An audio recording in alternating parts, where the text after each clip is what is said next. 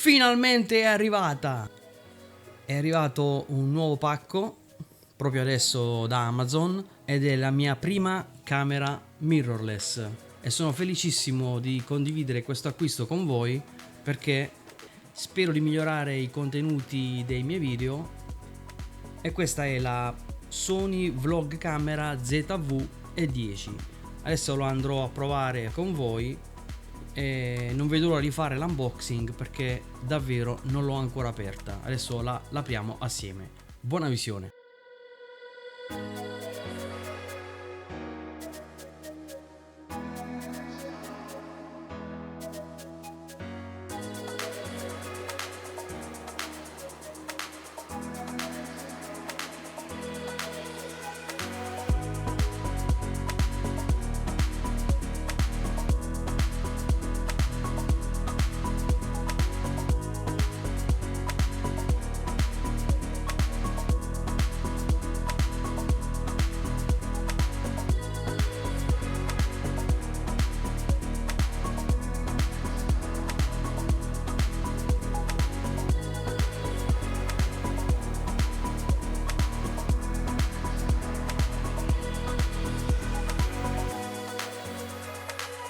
In questo sportellino laterale troviamo l'uscita cuffie, l'uscita mini HDMI e addirittura anche il microfono esterno, molto utile.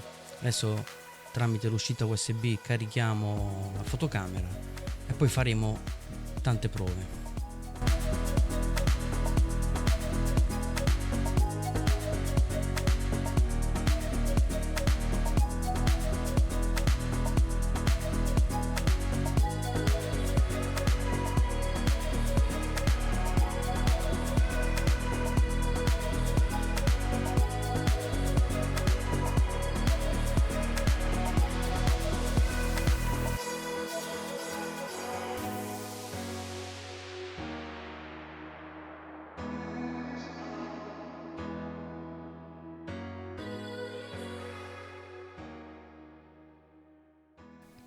I punti di forza di questa fotocamera creata per i content creators sono sicuramente il suo sensore da 24 megapixel, la possibilità di fare video fino alla risoluzione 4K fino a 30 fps, registrare video in slow motion fino a 120 fps,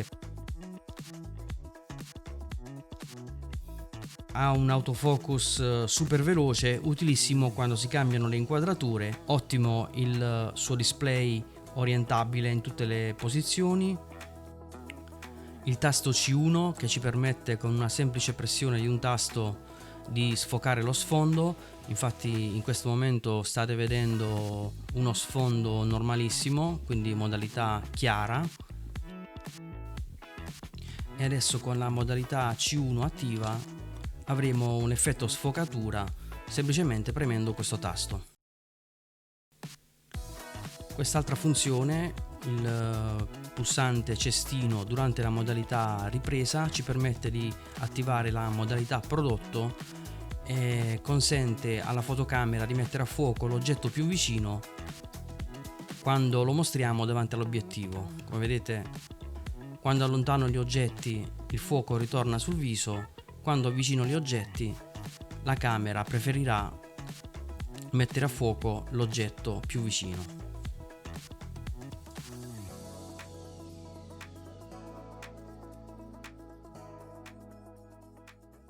Questa è una prova audio, adesso state ascoltando questo microfono lavalier che è un Synco G2 e adesso lo andremo a confrontare con le capsule microfoniche interne della ZV-E10.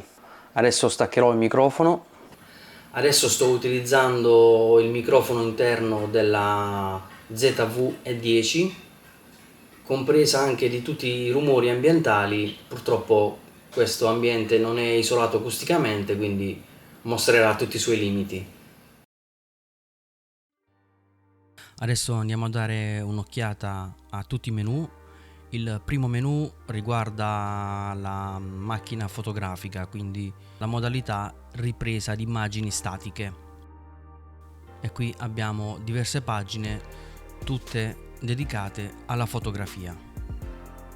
Quindi come vedete tantissime opzioni. Il menu numero 2 è dedicato invece alle riprese dei filmati.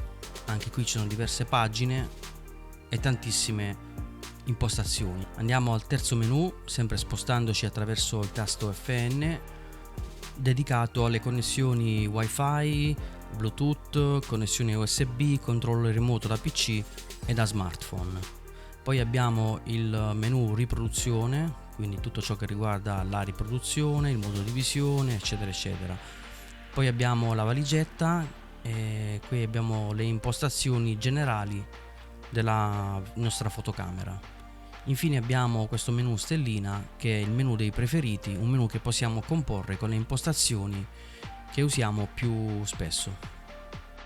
Una scorciatoia interessante è premere il tasto FN e avremo le modalità di ripresa tutte in questo piccolo menu che potremo navigare, quindi per cambiare tutte le impostazioni di ripresa più comuni, quindi modalità di scatto intelligente, automatica superiore, priorità auto, priorità diaframma, priorità tempi, esposizione manuale, profili preferiti da memorizzare, panoramica ad arco o ampia, fotografie macro, paesaggi, tramonto, scena notturna, eccetera.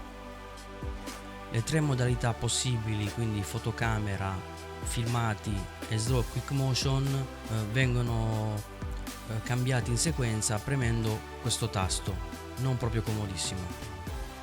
In più abbiamo questa levetta che ci permette di effettuare lo zoom con obiettivi compatibili con lo zoom ottico. Purtroppo nel catalogo Sony esistono pochi obiettivi con questa funzionalità e anche molto costosi. E adesso, dopo averne visto tutte le caratteristiche, non ci resta che andare a fare un po' di prove sul campo. Ecco, per questa prova all'esterno sto utilizzando la modalità senza stabilizzazione che Sony chiama Steady Shot e sto camminando in questo bellissimo parco.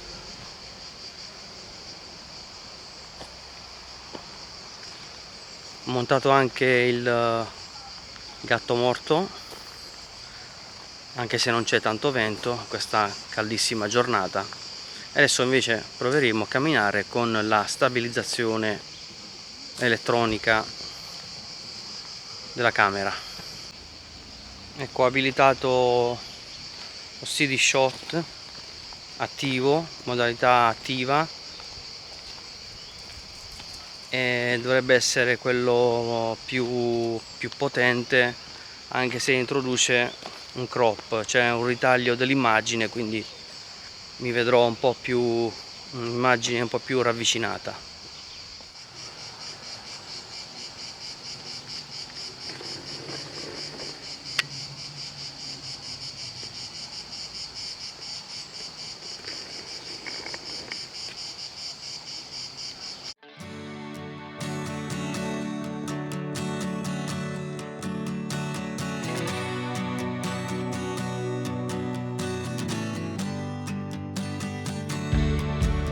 Adesso vedremo come se la cava in condizioni di bassa luminosità. Questa è un'alba e poi vedremo anche un tramonto.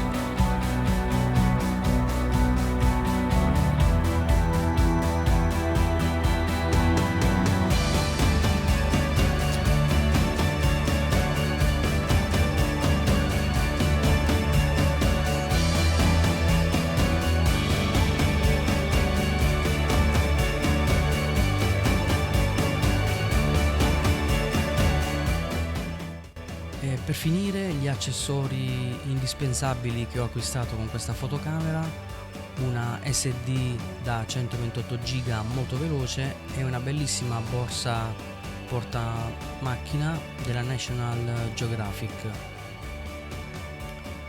Grazie per avermi tenuto compagnia fino a qui. Se il video vi è piaciuto lasciatemi un pollice in su per aiutare l'algoritmo di YouTube a far conoscere questo video, e noi ci vediamo alla prossima.